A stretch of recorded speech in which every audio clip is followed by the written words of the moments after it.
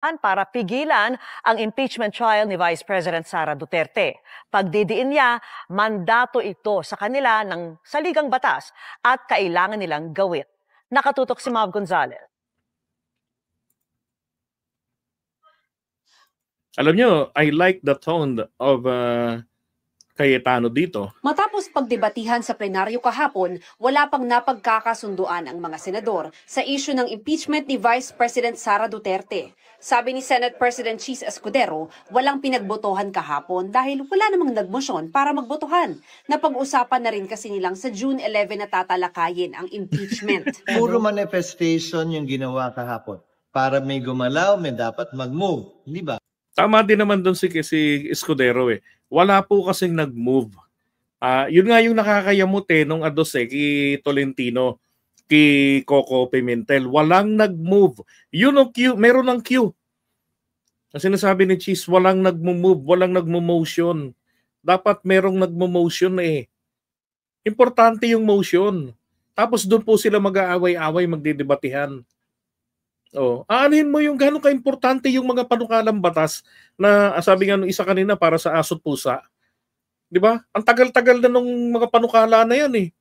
Inunan nila yung bakasyon. Di ba? Kaya palang tapusin ang dalang 1 linggo, 2 linggo.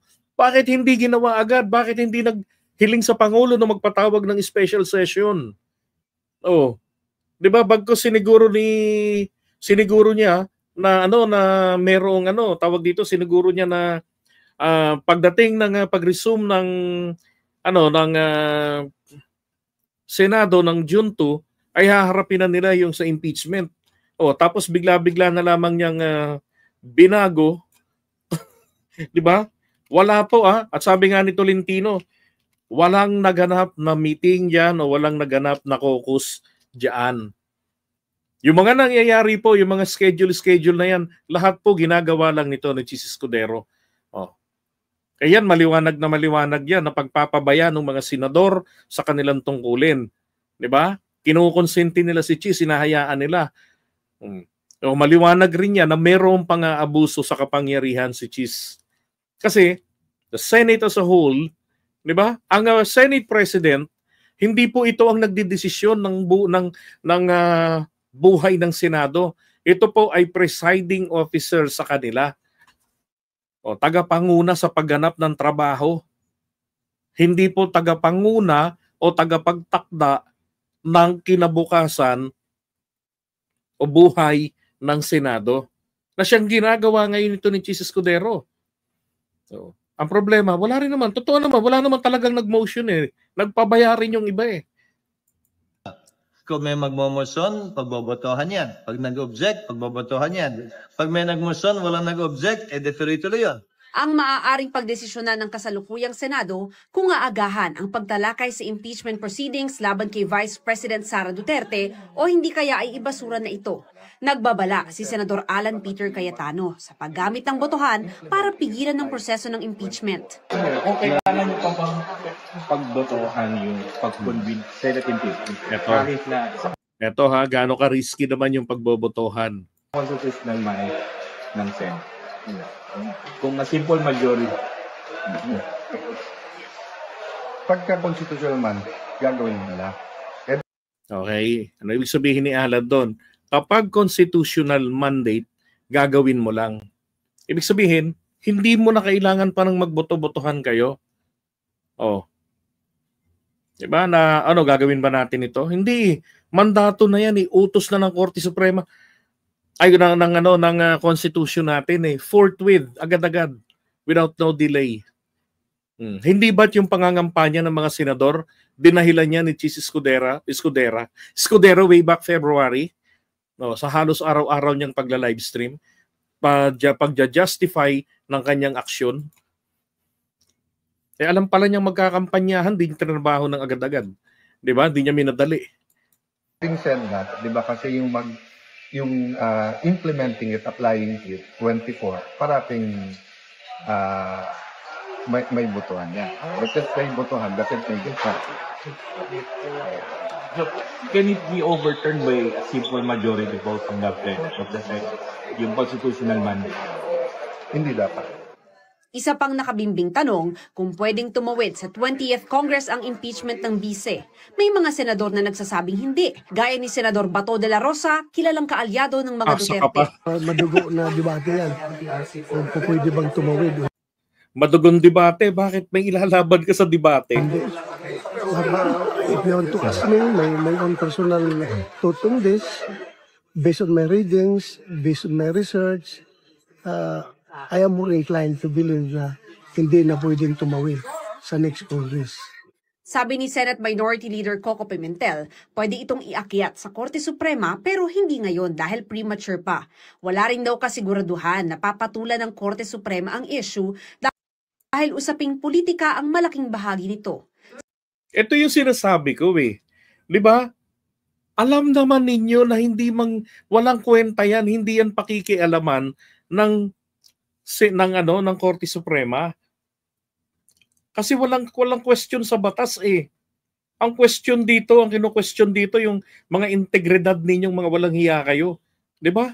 Kunwari pa tong mga to nagmamalasakit, yung trabaho nilang mag-motion lang, buti pa si Robin Padilla sana I move na lang, di pinapalakpakan na po natin ngayon eh, di ba? Yun lang yung kulang, I move, Mr. President. Yun lang yung kulang. Oh, nasimulan na po natin ang impeachment. Tapos pagdidebatihan nila yan, di ba, makikita ng taong bayan doon ang ayaw at ang gusto, and within the day, kailangan nila, they have to divide the table. Di ba? Ang pinaka-main question dito, kung pwede pala ngayon, bakit hindi natin? Di ba? Kung pwede pala ngayon at ang sinasabi ng rules, ng standard, na ang impeachment takes the precedence,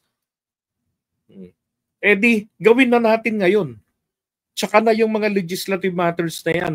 It can be done on the 28th Congress. Kung babalik sa simula, nakasaad yan sa batas, sa rules. Nakasaad yan. Bakit? Anong epektong magagawa kung maipasa yung mga panukalang batas na yan ngayon? Pagdating yan sa lamesa ng Pangulo, pirmado ba agad yan? Mai-implement ba agad yan? Wala ho. Hindi rin magkakaganon yun. Hindi rin mararamdaman agad ng taong bayan yan. Di ba? So dito sana kailangan yung I move. Sa huli, anuman ang maging pasya ng 19th o 20th Congress, maaaring akyat sa Korte Suprema. Kaya nga may Korte Suprema para magsabi, tama yung ginawa nyo, mali yung ginawa nyo, depende sa pananaw ng sino mang nais maghain ng kaso laban sa kung sino mang opisyal o opisyal. Mali. Kapag merong question sa batas, hindi kung para sabihin ng Korte Suprema sino yung mali ang ginawa, sino yung tama. Ang tatangan nyo, nandun ang Constitution, nandun yung mga jurisprudence, nandun ang konsensya, nandyan ang orasan. Lahat ng yan lang. Di ba? Ang political will. Oh. Ang problema, pinangunguna ang survivability. Sinisiguro niya na pagdating ng 20th Congress, hindi masisira ang binitiwan niyang salita noong February o noong March na pagdating ng 20th Congress, ako pa din ang Senate President. Kaya sabi ko, gaano ka nakakasigurong ikaw pa rin? Paano pag may bumalik dyan like Soto? Oh, na kahit nagsabing retire na siya, gusto sa Pilipinas, sinungaling. Sabi nga ni Sara, sinungaling lahat ng mga politiko. Walang hindi. Di ba? Oh, tingnan nyo, nag-comeback ngayon si Soto. Isko Moreno, nag-comeback, retire na raw. Manny Pacquiao, bumalik, retire na raw. Retire sila kapag masama ang loob sa pagkatalo. Oh, di ba, Mami Peng? Si Cheese ganun din, di na raw siya tatakbo sa 2028. Maniwala ako sa'yo maniniwala lang ako niyan kay Cheese kapag pinatatuan niya ng kilay ang buong mukha niya. Ng pamahalaan. Para sa GMA Integrated News, Mav Langyo. So yun po yung pinangangambahan. Marami tayong pinangangambahan dito ha. Dito ni-reveal ni Cayetano, ni Alan Peter Cayetano na pag dinaan ito sa botohan, kasi ito yung mangyayari po diyan because of the consistent everyday public pressure sa kanila. Itong mga ganitong pag-uusap, napaikot na mababalitaan mo kasi iniiwasan po ng mga yan, tatanim sa isipan ng tao, mauuwi sa galit at tampo na humanda kayo sa 2028, tinarantado ninyo yung impeachment, parang ano lang din yan, 10K. Kumapit na kay Alan Peter Cayetano ang 10K.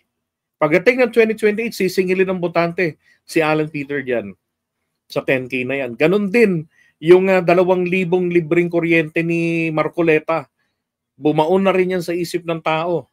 Pagdating ng re-election yan, sisingilin siya dyan. Di ba? Maaalala yan sa araw ng halalan kung nagampanan niya ba o hindi. No. Kaya ngayon, ang ginagawa ngayon ng Senado, ang posibleng gawin po nila rito, sabi ni Chis, na wala po mga nagmo-motion, wala pong bla bla bla bla. O di may magmo-motion ngayon, parang moro-moro. Di ba? Tapos pagdidiskusyonan nila ngayon yan, pagdedebatihan nila. Ano sabi ni Chis? Kung ano yung napagdesisyonan ng majority, ayun po yung masusunod. Yeah. So pag napagdesisyonan ng majority na hindi nila gagampanan ang trabaho nila sa impeachment court dahil kapos na sa panahon, tapos ang buto-buto. Di ba? Pupunta ka ngayon ng Korte Suprema. Anong gagawin ng Korte Suprema? Titignan ngayon rito kung meron pang aabuso. Pagdating na sinabi ng mayroong pang-aabuso, hindi po nangangahulugan yun, iuutos ng Korte Suprema ang 20th Congress. Di ba? Sa bagal ng Korte Suprema magbaba ng desisyon. Di ba? Baka eleksyon na. Magto-2028 na, doon palang bababa yung desisyon yan. So, wala na, nonsense na yun. Di ba? Ay, nako. Ang tanong, magbaba kaya ng desisyon? Patulan kaya sila doon?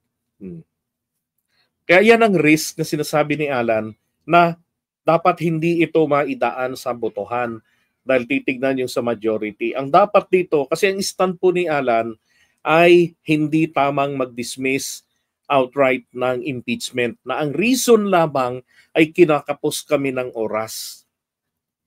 No, at hindi namin magagampanan yung trabaho. Because in the first place, hindi po ganun ang sinasabi ng saligang batas. Ang sabi, agad-agad ninyong aksyonan ito forthwith. So, dahil hindi nila as a whole, hindi nila inaksyonan. Hindi lang naman yung kasalanan ni Chis kasalanan nilang lahat yan. Kasi walang nanindigan na sawatain etong si Chis Escudero. Walang humingi ng public pressure, 'di ba? Para pabalikin si Chis Escudero diyan at simulan na manawagan sa mga kasamang magsiuwi at gampanan na natin tong trabahong ito. Ulitin ko lang, walang pagbabawal ang batas na mag-acquit. Pero ang bawal po ay ang mag-dismiss ng kaso ng hindi naglilitis. Ang meron po tayong precedents noong time ni Erap, there was a trial, pero dinismiss na yun Binasura na yung impeachment noon dahil nabasura na rin si Erap kalaunan. Diba? Napatalsik siya sa pwesto. Wala pong ibang opsyon ang mga senador. Dalawa lang talaga. I-acquit ninyo si Sara o i-convict ninyo. Pero dapat yan ay base sa gravity ng mga ebidensya at depensa na ilalatag yan sa impeachment. Karapatan ng taong bayan na marinig yan. Sapagkat ang taong bayan po ang boss ninyong lahat. So bakit ninyo pinagtatakpan? Bakit nyo pinagtataguan ng katotohanan ng taong bayan? Pag araw ng halalan, lahat kayo gustong tumulong, kulang na lang, gustuhin yung magwalis rin kayo sa mga bahay ng mga botante. Di ba? Kulang na lang ipagluto ninyo, magwalang iya kayo tapos ngayon, di ba? Anong dahilan? Bakit kailangan nilang pagtakpan? Ba't kailangan nilang harangin? So yan po yung isang pakaingatan natin. Bantayan nating maigi kung idadaan po nila ito sa botohan. Dapat po hindi. Dapat gampanan na lang nila yung tungkulin nila. Simulan na nila agad-agad ang impeachment trial. Total, may session na sila ngayon 'di ba?